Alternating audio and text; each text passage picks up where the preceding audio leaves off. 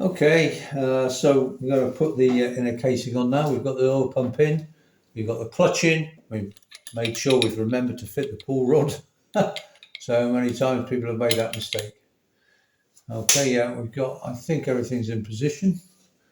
The well seal's on. I've got gloves on because I don't want to get well seal on the tips of my fingers. It's a total pain to get off.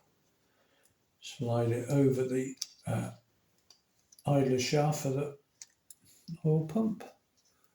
And there we go, fits all around the clutch. Just make sure it's all nicely seated.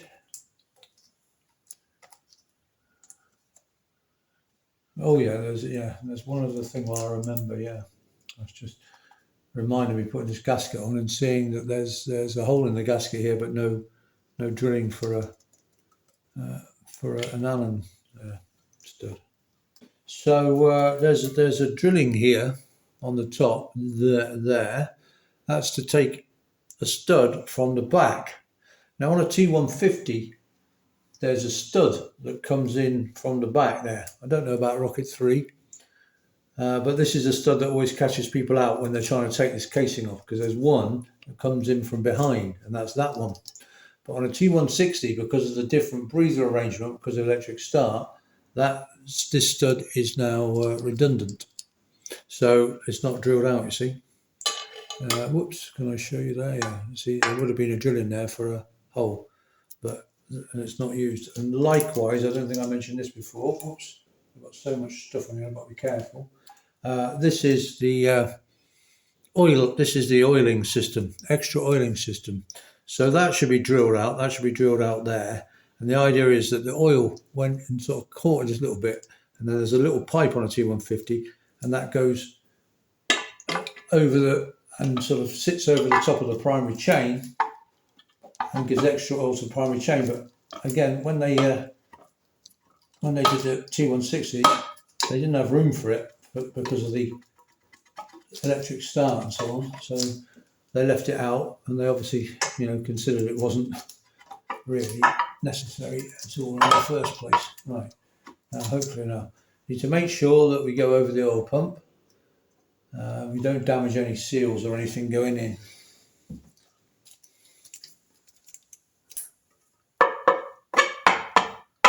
I'll try and get it over that oil pump, making sure the gasket doesn't pop out.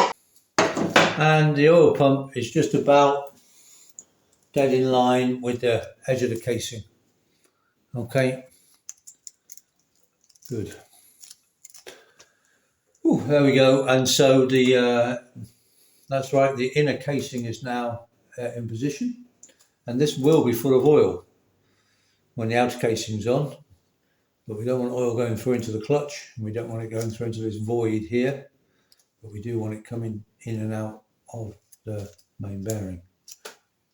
Okay, good. So I'll get all the various studs, and there are many of them, to hold the primary chain case in position, and we'll pop those in, and then we should have the chain case fitted. Okay, we're fitting the Allen screws, etc., to hold the casing on. To begin with, we've got two very long 1/2-inch bolts. One on the right, slightly longer than the one on the left. That goes slightly longer one top right, slightly shorter one, and there in the middle. Then all the Allen screws are all the same length that go in the case. So we've got 1, 2, 3, 4, 5, 6, and don't forget this sneaky one, 7 under there. If you're standing like where I am looking, you can't see it because it's below that shaft. If you're down here, you can see it.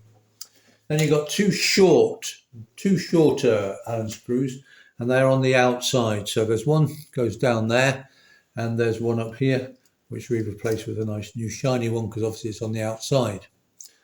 So all the others are the same length.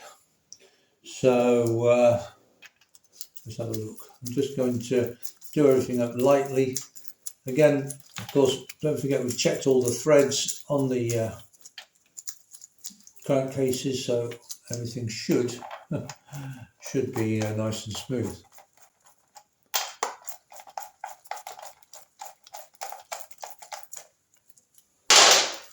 All good so far. I could put my electric doobie on this, but I'm too lazy to get the electric doobie out. Only because I have to put about 4 connectors on it to get it to work. And as my mother would say, lazy people take the most trouble. So I'm too lazy to get the electric doobie out, which means it's giving me more work because it's taking me forever to screw all these in. But there you go. That's the way of the world, isn't it?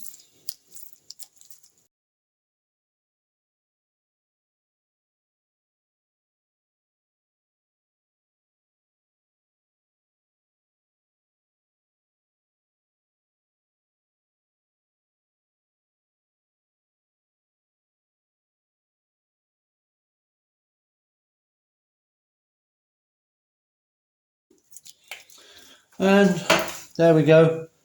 Inner primary chain case fitted. Just checking that the everything's seated, that nothing's come unseated.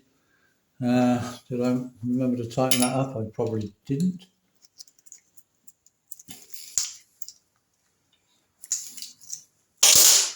Okay, there we are.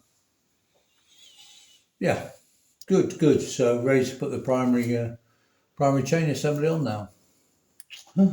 Getting exciting, looking like an engine. Every day we go on, it gets that bit better, that bit nicer.